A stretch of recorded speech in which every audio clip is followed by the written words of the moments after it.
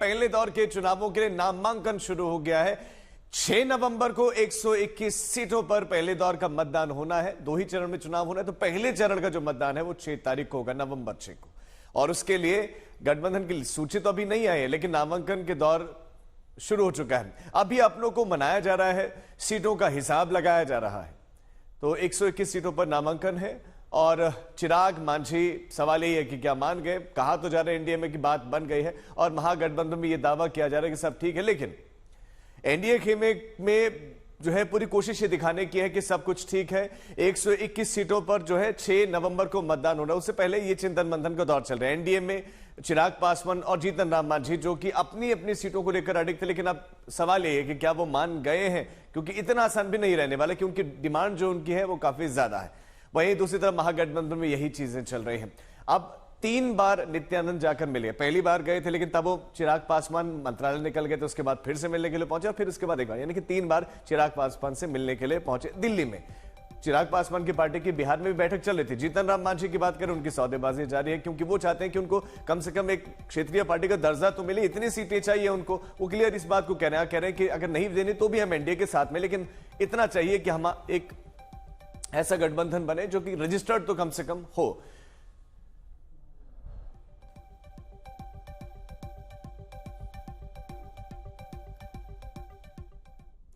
तो एनडीए खेमा ये दिखाने की लगातार कोशिश कर रहा है कि सब कुछ ठीक ठाक है और सब चट्टान की तरह एक साथ खड़े हैं, लेकिन मान मनोबल का जो दौर है वो अभी जारी है। और पीएम के हनुमान यानी कि चिराग पासवान ने रंग खूब दिखाए हैं। कल बार बार बीजेपी को चिराग पासवान के दिल्ली वाले घर पर जाना पड़ा। केंद्रीय मंत्री नित्यानंद राय को दौड़ लगानी पड़ी। नित्यानंद राय 2 बार तो अकेले मिले और तीसरी बार बिहार चुनावों के प्रभारी धर्मेंद्र प्रधान के साथ में वो मिले। अब आज धर्मेंद्र प्रधान बाकी दलों के नेताओं के साथ में मिलने वाले हैं। कल की मुलाकात के बाद सवाल यही कि क्या चिराग मान गए हैं। जो एनडीए गठबंधन है वो लगभग 25 सीटों की डिमांड सूत्रों के मुताबिक कर रहा था, लेकिन चिराग पासवान कहीं ज्यादा की उस पर मांग कर रहे थे और वो कह रहे थे कि वो आराम से निकाल लेंगे उन जिन सीटों पर वो दावा कर रहे हैं। लेकिन एनडीए के सामने चूंकि परेशानियां हैं, क्योंकि गठबंधन है, कई सारे दल हैं और हर दल को साथ में रखना भी है। तो चिराग पासवान से 3 बार बीजेपी के नेता मिले। नित्यानंद राय 2 बार गए, एक बार तो खाली हाथ लौटना पड़ा क्योंकि तब चिराग पासवान मिले नहीं, फिर गए, उसके बाद एक बार फिर से गए धर्मेंद्र प्रधान के साथ।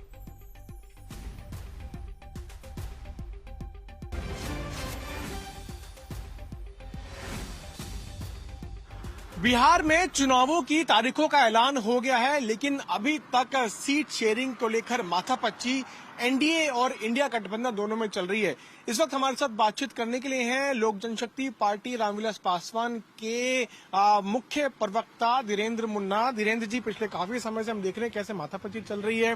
कल रात को चिराग पासवान जी से मुलाकात हुई धर्मेंद्र प्रधान जी की, उसके बाद हमको ये सुनने में आ रहा है कि मामला कहीं न कहीं सुलझ गया है। चिराग पासवान जी मान गए हैं जो बीजेपी ऑफर कर रहे हैं, क्या ये बात सही है? देखिए, ये अभी सुलझा नहीं है मामला, अभी भी पेच फंसा ही हुआ है और जितना जल्द से जल्द हो सके इसको सुलझाने की कोशिश करनी चाहिए। ये बेहतर परिणाम जो हम लोगों ने एक लक्ष्य लिया है 225 का लक्ष्य 2025 में, आदरणीय प्रधानमंत्री जी को मजबूत करने का, देश को विकसित करने का, बिहार को 2047 में विकसित बिहार बनाने का, पर कैपिटा इनकम बढ़ाने का, बढ़िया सुविधा बिहार को देने का, उसमें कहीं न कहीं गति मिलेगी। इसलिए इसको जल्द सुलझाना चाहिए। तो पेच फंसा हुआ है, कहाँ फंसा हुआ है पेच? देखिए, पेच कहाँ फंसा हुआ है ये तो बड़े नेता जानते हैं, लेकिन निश्चित तौर पर अगर कहीं न कहीं अब देरी हो रही है घोषणाओं में, तो इसको आप कह सकते हैं कि पेच फंसा हुआ है। एक संख्या जो दी जा रही है या ऑफर की गई होगी, हम लोगों ने एक संख्या दी होगी, तो उसमें कहीं न कहीं उसको एक मिनिमम इस पर आना चाहिए और जितना जल्द आएगा उतना बेहतर परिणाम आएगा। 22 से 25 की संख्या दी जा रही है, क्या आप इस पर राजी हैं? पीयूष जी, ये आपको आधार कहाँ से मिला कि 22 किस आधार पर? फार्मूला तो मुझे आप बता दीजिए। आप मुझसे पूछते हैं 22 सीट कैसे, आप ही मुझे बता दीजिए तो मैं मान जाऊंगा। मुझे ये पता नहीं चल पा रहा है ना, ये क्लियरिटी अगर हो जाए कि 22 सीटें दी जा रही है कि 26 सीटें दी जा रही है कि 40 हमने पहले मांगी है वो दी जा रही हैं, आखिर कोई एक आधार होगा ना कि भाई हमने 5 सांसद मेरे पास हैं, अब जिस तरह से स्ट्राइक रेट हमारा रहा है, जिस तरह से वोटरों की संख्या हमारे पास है, 6% मत हमारे पास है, तो आखिर उसका कोई एक आधार गणित तो होगा ना। राजनीति में बिना गणित के तो बढ़ता नहीं यानी है। आप 40 की बात कर रहे हैं, उसी पर अड़िग रहेंगे?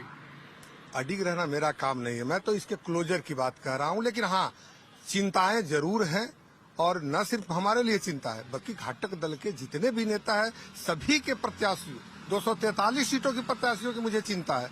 तो क्या 40 से कम होगा तो क्या पेज जिसकी फंसे होने की बात आप कर रहे हैं वो फंसा रहेगा?